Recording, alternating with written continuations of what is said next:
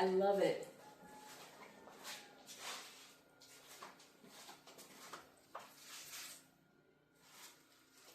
I love it.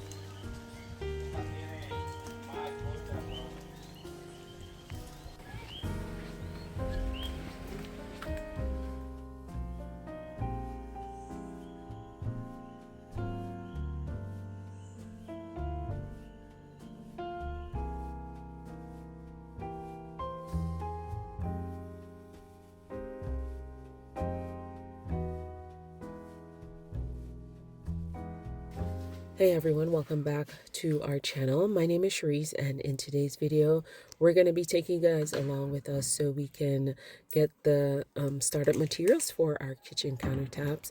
And just to recap, last week in the last video I showed you guys everything that we have so far for the kitchen as far as accessories. Right now we have our backsplash panels, we have our kitchen sink, kitchen faucet, and today my husband and I will be working on setting up the framework for the kitchen countertops, which we will be doing in concrete. And so I'm very excited about that. He's done it before, but it's just a little bit of anxiety for us, well, for me. He's quite confident in his skills, but I just want everything to be perfect.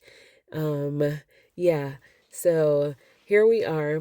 We're getting ready to dive into it. I'm going to take you guys along with us to do the shopping for the wire mesh and all those things that we need to set the form for the layout and the pouring of the concrete. So without any further ado, let's get right into it.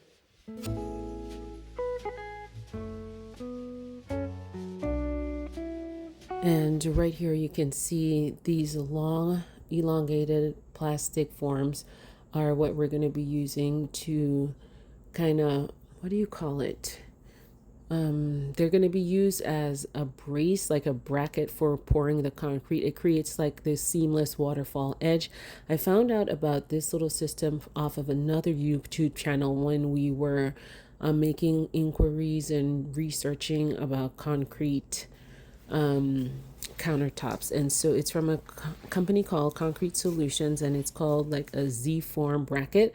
And so what it does is it creates a barrier for when you're pouring the concrete, and it creates this very beautiful seamless edge line all around your concrete countertops.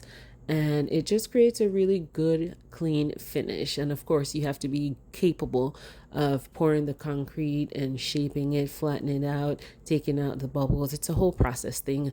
I think I've watched like a million videos on YouTube on how it's done. And of course, like I said before, my husband is quite familiar with how to do it. So that is the first part of the process. We also have all the fittings for the kitchen.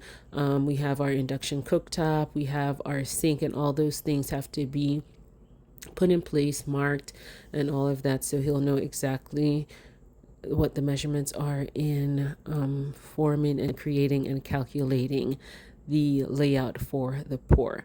I also needed to mention that we are going to be dyeing the concrete for the pour. We're going to dye it using an iron oxide powder, which colors the concrete and it darkens up depending on how much powder you use. We don't want it like a jet black, but we do want it like a gunmetal charcoal kind of gray black. So we're also going to be adding that. I'm going to show you guys what that looks like as well.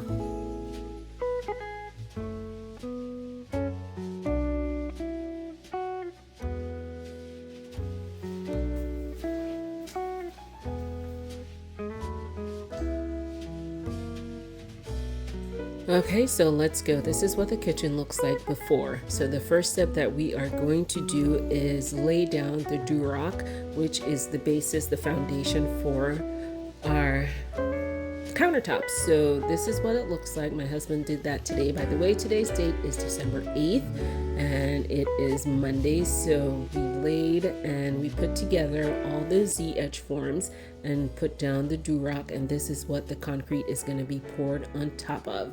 So in the next couple of days, we're gonna get the concrete. We still have to calculate how much we need, measure the powder amount, and do all of those calculations, and then we are ready for the next step.